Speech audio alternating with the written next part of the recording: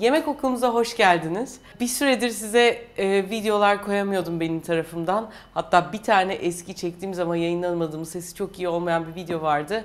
Onun için herkesten özür dileriz.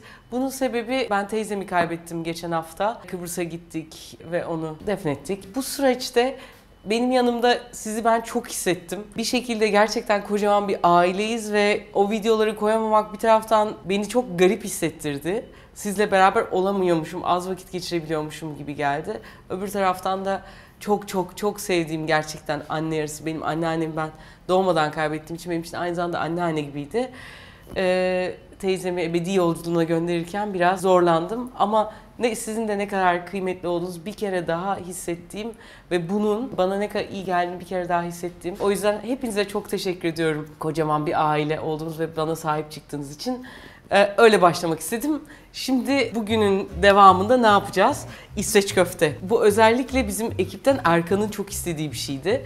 İsveç köfte. O arada Ikea'ya gittiğinde onu böyle yemeği falan seviyor. Biz de arada böyle seviyoruz falan. Arada hatta ben gitmeyince "Oo siz bunu yiyorsanız biz de yiyelim" falan filan diyorlardı. İsveç köftenin nasıl Türkiye'den geldiğinin hikayesi var. Onu ama videonun sonunda anlatacağım. Muhakkak kaçırmamanızı dilerim.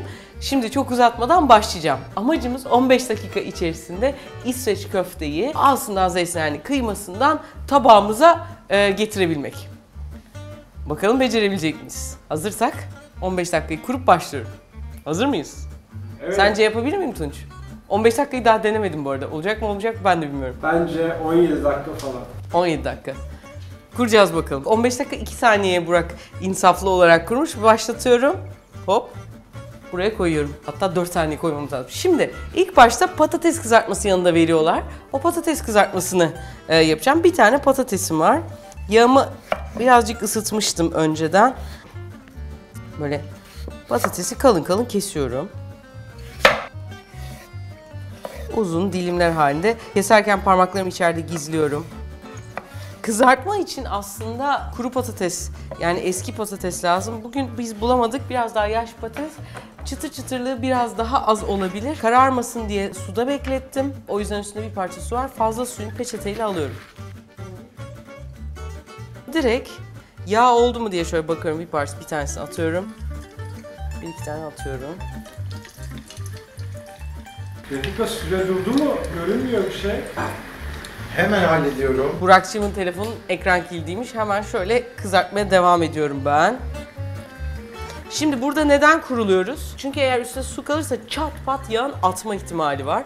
O da Allah korusun inana gelir, Bahar'a gelir, bana gelebilir falan. O suyunu almak önemli, hem de daha çıtır çıtır olmasını da sağlıyor. Bu güzelce kızarıyor. Şimdi gelelim artık köfteyi yapmaya. Köfte için burada 125 gram kıymam var. Bu 125 gram kıymanın içine böyle bir tane minik soğan rendeleyeceğim. Hatta böyle ince tarafından rendeleyeceğim. Çünkü aslında bunları böyle endüstriyel köfte olarak yapıyorlar ya. Endüstriyel köfte de o yüzden soğan yok oluyor gibi ama soğan suyunu ve lezzetini almış oluyoruz.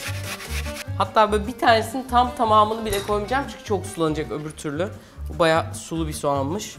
Şöyle. Yaklaşık bir küçük soğanın 3'ünü kullandığım gibi oldu. Bunun içerisine 2 çorba kaşığı krema ekliyorum. Çok azıcık bir karbonat. O hafif lastikimsi olsun diye. Böyle bir çay kaşığının ucu kadar diyelim. Karabiber, tuzu ve son olarak da bunları birleştirecek olan şey tabii ki yumurta. Bir yumurta bunun için fazla. O yüzden çırpacağım. Yarısını işte yarın sabah yapacağımız büyük ihtimal omlet gibi bir şey yaparız. Arada burada sabah kahvaltısı güzel oluyor. Yarısını da ona koymak için karıştırıyorum. Yumurta böyle çırpılmış şekilde 2 gün buzdolabında bekletebilirsiniz. Aklınızda olsun. Ya da yani ya sarısını ya beyazını. Sarısı hatta beyaz daha 3 gün bile kalabiliyor. Bunları koydum. Son olarak şimdi hepsi buradakiler likit. Birazcık galeta ununa ihtiyaç var. Böyle 2 çorba kaşığı kadar galeta unu da ekledim mi? Tamam. Gerekirse biraz daha bile ekleyebiliriz. Soğan çünkü çok suluydu. Şimdi bunu güzelce yoğuracağım.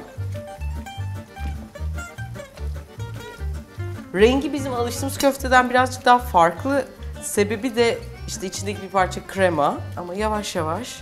Önce çok cıvık gibi gelecek. Sonra birazcık yoğurdukça kendine gelecek. Tezgahıma alıyorum. Şöyle eşite yakın parçalar ayırıyorum. Böyle yuvarlaklara koyuyorum. Şimdi bu aslında bunu böyle yapıp hani buzdolabında bekletirseniz çok daha hani yuvarlağı da daha net olacak. Birazcık böyle donmaya yakın, yani bunu yapayım ben buzdolabında dursun derseniz böyle büyük bir tepside yapıp donmasına yakın şöyle çevirip tambur gibi daha da mükemmel yuvarlaklar yapmasını sağlayabilirsiniz. En önemli özelliği bu IKEA köftesinin üzerindeki o nefis sosu. Şimdi o sos için neye ihtiyacım var? Birazcık tereyağına. Bir tatlı kaşığı tereyağım var. Güzel bir aslında meyhane yapacağız. Bununla beraber bir tatlı kaşığı un koyuyorum. Böyle güzelce çevirerek eriteceğim. Bunu aslında olabildiğince kısık ateşte yapmak gerekiyor. Bu arada patateslerimde pek bir hareket yok. Patates beni yolda bırakırsan ayıp olur bak. Son 4 dakika. Tamam, patateslerim kızarıyor. Bunun birazcık daha renk alması lazım. Tavamı yaktım. Burada da et suyum var. O arada onu anlatayım. Et suyum, kendi yaptığımız et suyu. Kurban Bayramı'nda videosunu koyacağız. Yoksa bulyon da kullanabilirsiniz. Hani biz de hatta bulyon kullanalım dedik. Sonra arkasındaki malzemelere bakınca yok biz öyle bir şey yapmasak galiba iyi olacak dedik. O yüzden bu et suyu, ama normal isterseniz hani normal suyla da yapabilirsiniz ya da kendi böyle bir et suyunuz, tavuk suyunuz varsa onunla da olabilir. Şimdi bu güzelce rengi değişmeye başladı.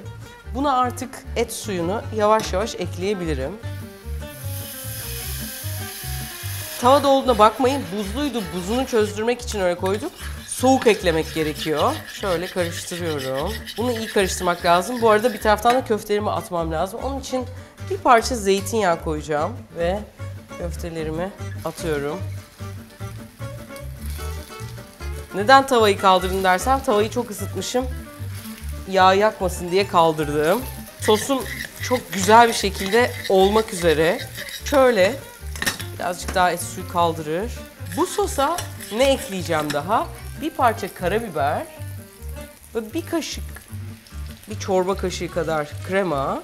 Asıl farkı yaratan yaklaşık 2 çorba kaşığı kadar da soya.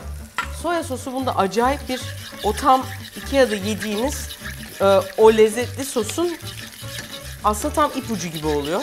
Bunu böyle güzelce karıştırıyorum. Karabiberlerim biraz kalın diye kahverengi gözüküyor. Şimdi köfteleri şöyle bir çeviriyorum. Ne kadar sürem kaldı? 56 saniye. Valla patates biraz bizi zorlamakla beraber inşallah son 1 dakikada performansını arttırır. Ama köftelerimiz bence 1-1,5 dakikaya pişiyor. Galiba senin dediğine geleceğiz Tunç. Süre 2 dakika daha ekliyoruz. Bunlar burada pişerken ben de size bu İsveç köftesinin hikayesini anlatayım. Köfte ile ilgili böyle bir araştırma yapıyoruz. Ve ben dedim, yani bu İsveç mutfağında bu köftenin çıkabilmesinin pek bir ihtimali yok. Yani çünkü yani sevdikleri şeye bakıyoruz, yaptıklarına bakıyoruz ama dünyanın da en çok satan köftesi şu an İsveç köftesi. Nasıl yani, bu mutfak nasıl böyle bir şey çıkardı? Ve ben bunun muhakkak bir Türkiye'den, bir Anadolu'dan bir etkisinin olduğuna inandım. Bayağı da yoğun bir dönemde. Burak, hocam bunun bir hikayesi var ve bulana kadar ben senden hiçbir şey istemeyeceğim dedim. 1,5 gün mü sürdü hocam? 1,5 gün araştırdıktan sonra şöyle bir hikayeyle karşılaştık.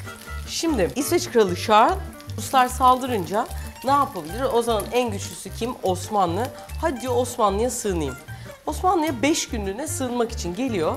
Adamcağız 5 yıl kalıyor. Osmanlı ile de Rusya'nın arasını içine ediyor. Osmanlı ile Rusya savaşı çıkmak üzereyken aman diyor burada bana olacak olur falan. Yandan kendi ülkesine geri dönüyor. Ve giderken yanında 2 tane şey götürüyor. Bir tanesi sarma, öbürü de köfte. Ve bugün hala İsveç'te sarma köftede dünyaca meşhur İsveç köftesi oldu. Gelen 17 dakikamız da bitti ama bence her şeyim oldu. Artık kapatabilirim. Patateslerim de tam böyle güzel, sevdiğim renge geldi, altın rengi gibi.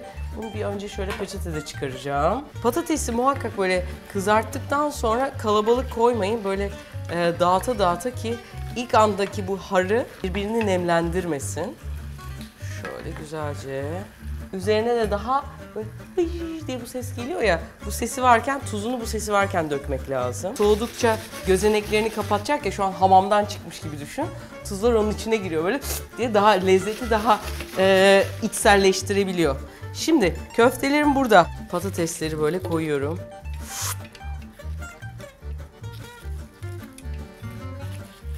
Tam böyle anne patatesi gibi oldu. Bence başka bir güzelliği oluyor. Şöyle. Sosunu hani öyle soruyorlar ya. Az mı istersiniz, çok mu istersiniz? Nasıl isteriz sosu? Çok. Çok mu? Sen çokçu musun? Tamam, o zaman bol bol sosundan hem patatesine hem köftesine koyuyorum.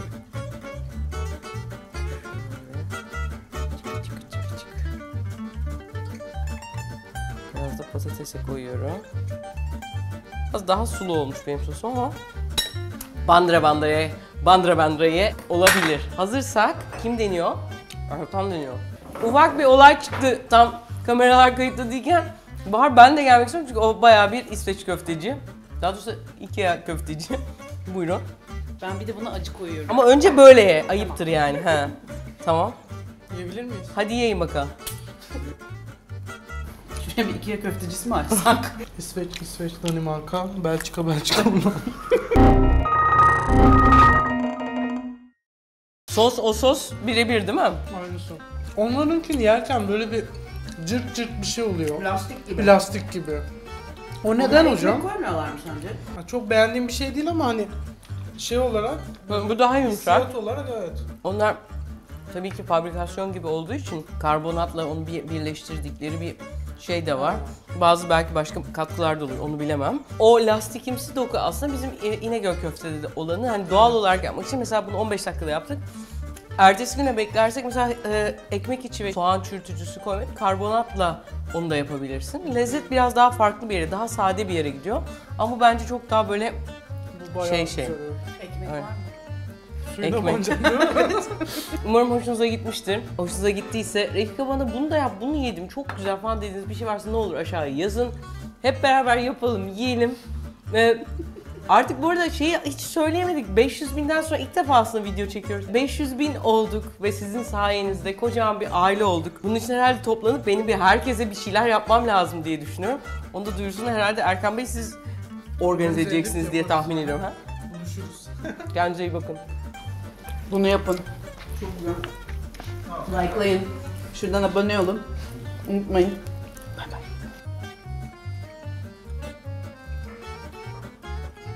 Son kalan Ikea köfteyi yemiş olmanın mutluluğuyla.